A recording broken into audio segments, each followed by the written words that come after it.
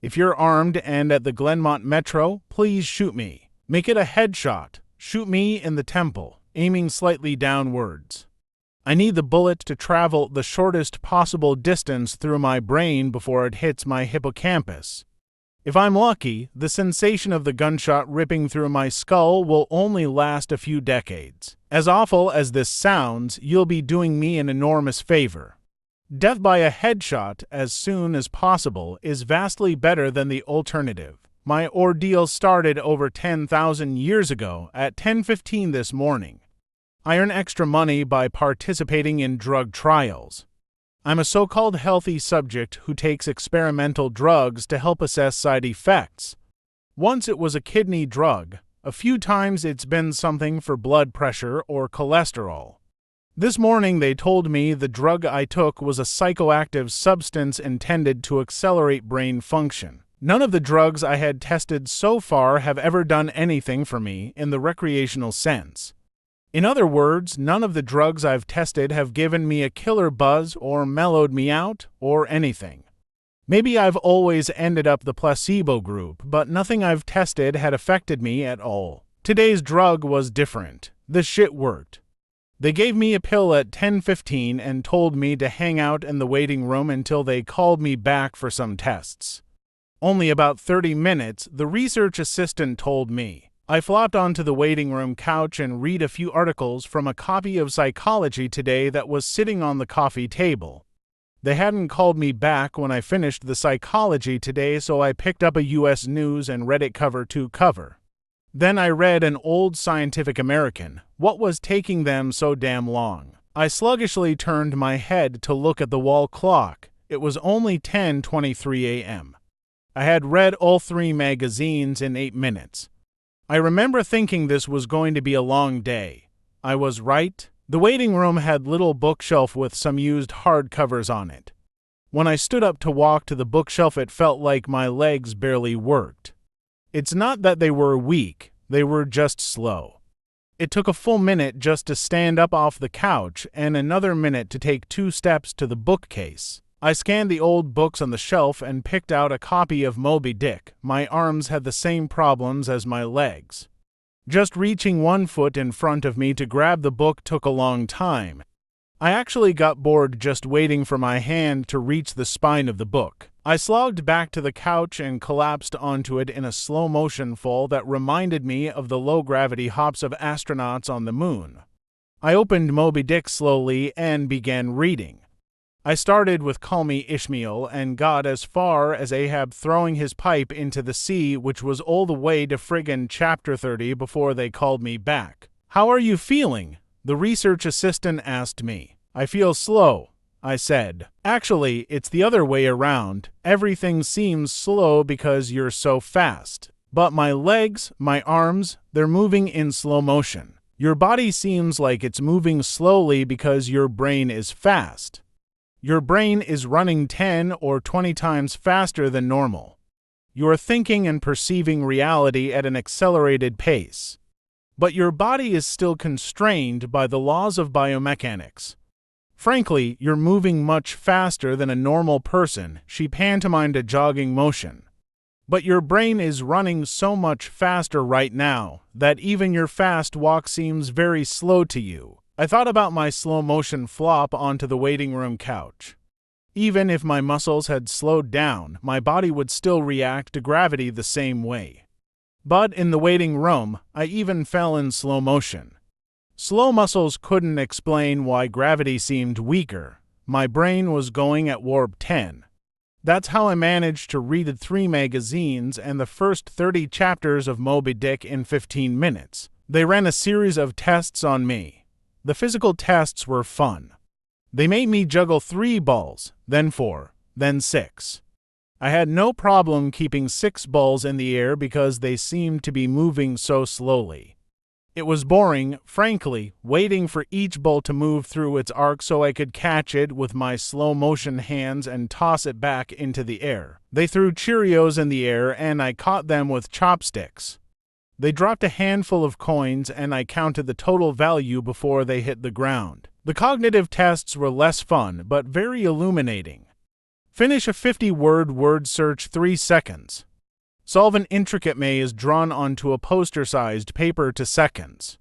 View a slideshow projected at 10 images per second and answer detailed questions about what I saw 95% correct. They told me I measured over 250 on the Knopf scale.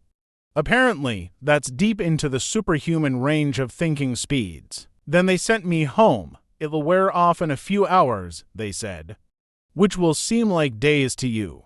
Try to use the residual effects to get some work done. Catch up on work emails while you're still in high-speed mode. The ride home was horrible. It was only 3 metro stops, and in real-world time, it only took about 35 minutes. But in my drug-accelerated hypertime, it felt like days. Just walking out of the medical research suite to the elevator seemed like it took an hour. I sprinted out of the office, willing my legs to push me faster. But the laws of biomechanics held me prisoner. As accelerated as my brain was, I couldn't do anything to make my legs work faster. The huge disconnect between my body and mind made it extremely difficult to judge how and when to slow down, turn, or rotate my body. I had basically turned into giant, slow-motion spaz. I misjudged my speed and rammed into the wall by the elevator button at a pretty good speed. Even though I could see the wall coming at me, I couldn't make my finger, outstretched to hit the elevator button, move away fast enough, and I jammed it against the wall. Hard, the pain was intense. If my brain had been running at regular speed, it probably only would have hurt for 30 seconds or so.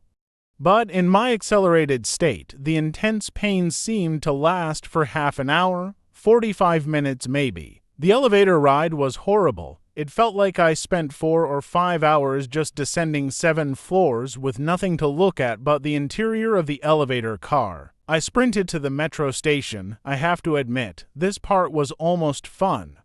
Even though my body moved at what seemed to me super slow speed, I could still carefully choose how and where to place my feet, swing my arms, and turn my torso.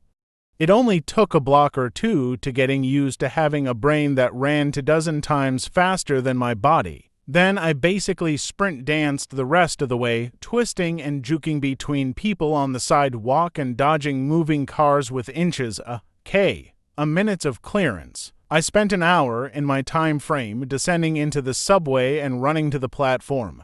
Endless tedium waiting the 6 minutes for the Red Line train to arrive.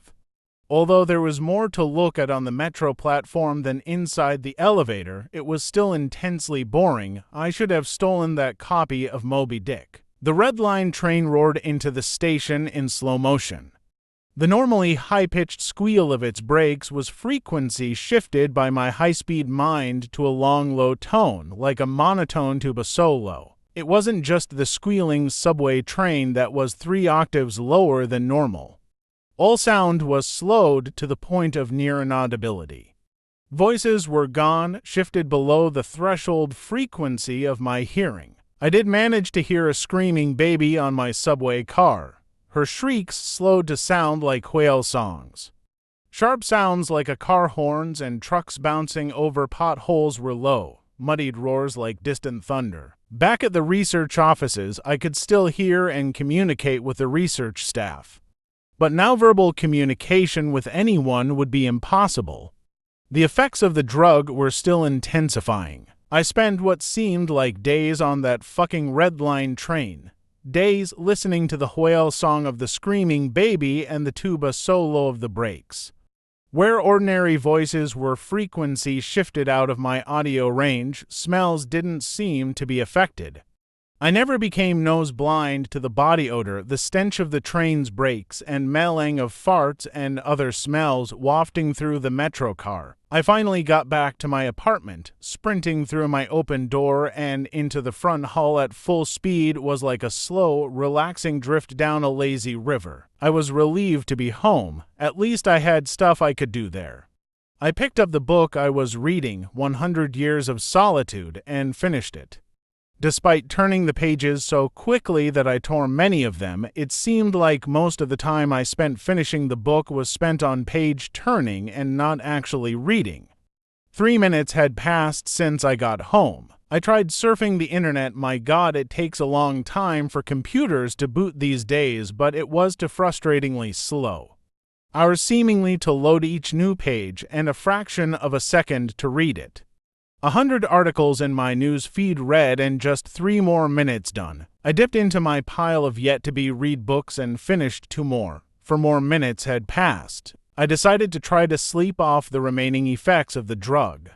Unfortunately, whatever part of my mind is responsible for perception, the part that's been accelerated to hyperspeeds by the drug, isn't the same as the part that governs sleep.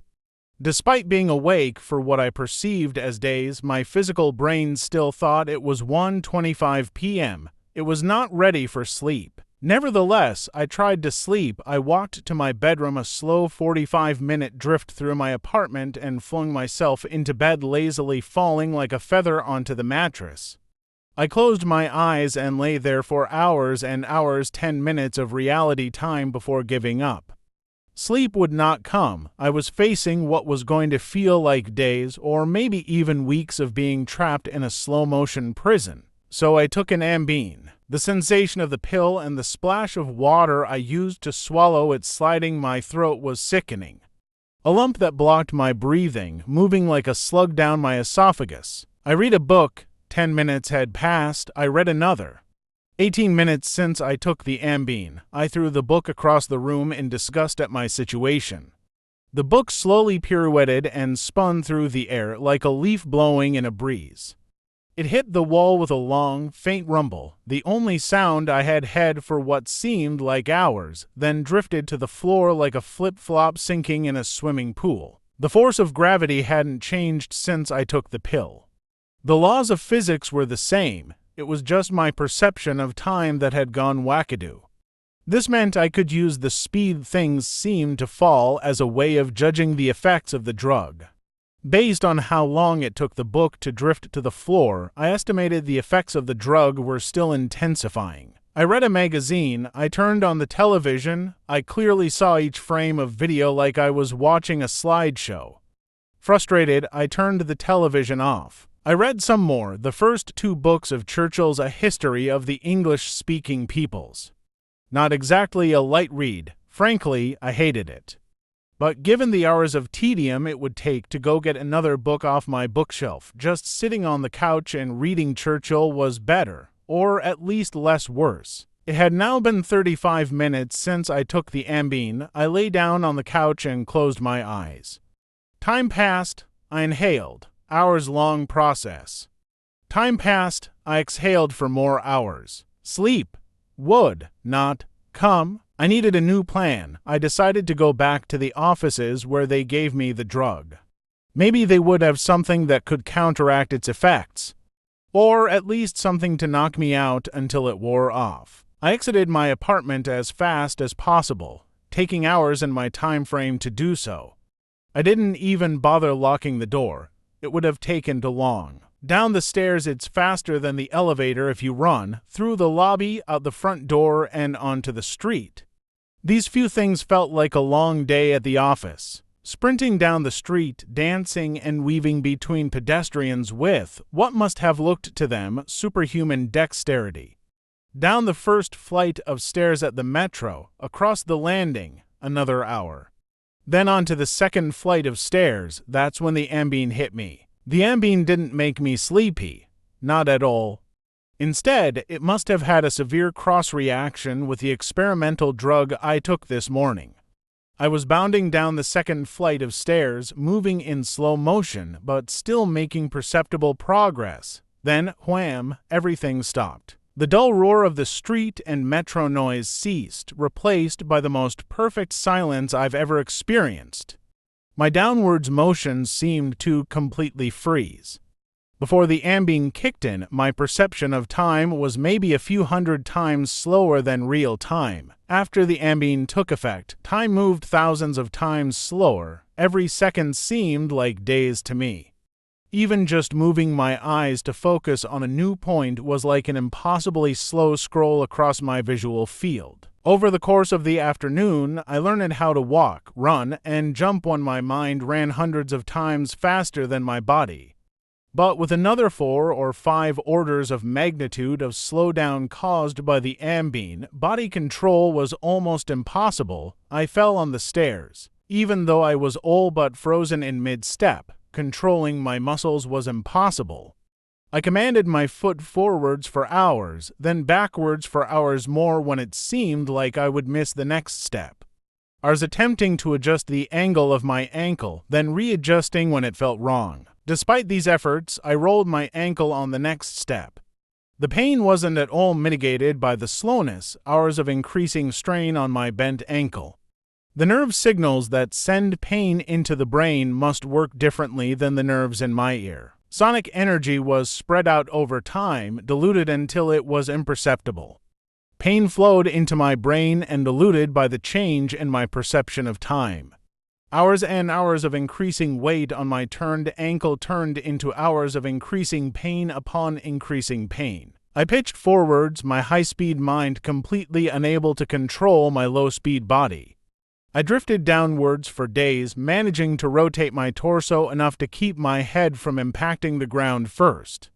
I eventually landed on my right shoulder. At first, the impact wasn't even noticeable. Then I felt a slight pressure in my shoulder as it came in contact with the ground.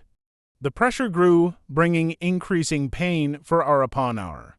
My shoulder finally gave out, popping out of its socket with an endless sickening tug. I came to a stop days later, crumpled onto the ground, staring at the ceiling. The pain in my shoulder still screaming with the intensity of a fresh violent injury. I had plenty of time to think during that fall. If every second seemed like days to me, then each minute of real-world time would be like years.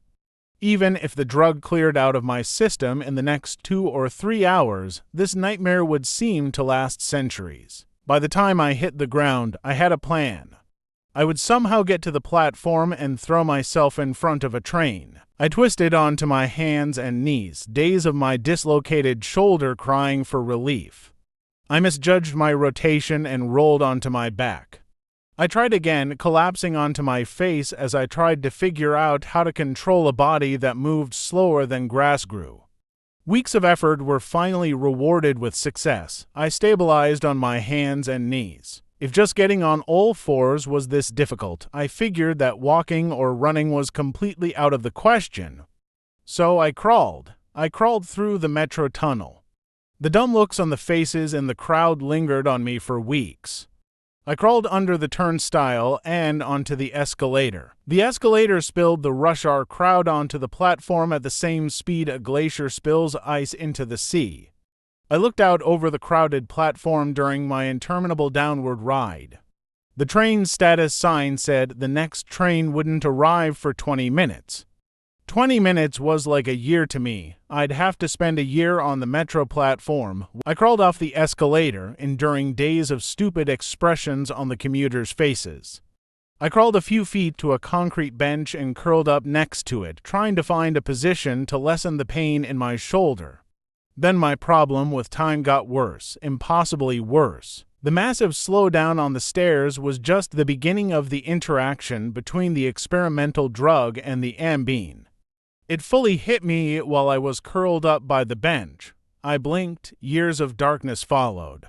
Sound was already gone, and with my blink, sight was gone as well. All that existed was the pain from my fall. My hyper-accelerated mind wasted no time compensating for the lack of sensory input. Voices spoke to me. They sung to me in languages that never existed. Patterns and faces and colors came and went in my mind's eye. I recalled my whole life and imagined living another. I forgot English. I settled into a profound despair. I spoke to God. I became God. I imagined a new universe and brought it to life with my thoughts. Then I did it all again and again. My eyes opened with geologic slowness, a faint glow. Weeks, a slit of light. Weeks, a narrow view of the metro platform, ankles of the commuters near me, and an advertisement on the opposite wall. I extracted my phone from my pocket, a project that spanned decades. How can I even explain the boredom? The pain in my shoulder is nothing compared to the boredom. Every thought I can think, I have thought hundreds of times already. The view of ankles and advertisements never changes. Never. The boredom is so intense it's tangible, like a solid object of metal and stone wedged into my skull. Inescapable. What are my options if I crawl and fall onto the tracks without an oncoming train to crush me? I won't die. I'll experience even more pain from the 4-foot fall, but I'll most likely be rescued by some do-gooder on the platform and unable to act when the train finally does arrive. My suffering in that scenario will be endless. So I wait for the train so I can throw myself under it. When it finally hits me, I will experience the pain of being ripped to pieces for centuries until finally the light of life leaves my brain and my experience ends. I've lived hundreds of lifespans at the foot of this bench. I am far older in spirit than any human who has ever lived. Most of my life experience has been a snapshot of pain huddled on the floor of a subway platform with an unchanging view of ankles and advertisements. This post is my plan B, my Hail Mary, my long shot. I've spent lifetimes typing and posting this message in the hope that someone will read it and become convinced that my suffering must end. Someone on this platform right now. Someone who will find the man curled under the bench, the man who crawled down the escalator, and kill him as swiftly as possible, a bullet to the temple. If you're armed and at the Glenmont Metro, please shoot me. Thanks for watching. Subscribe for more Reddit stories.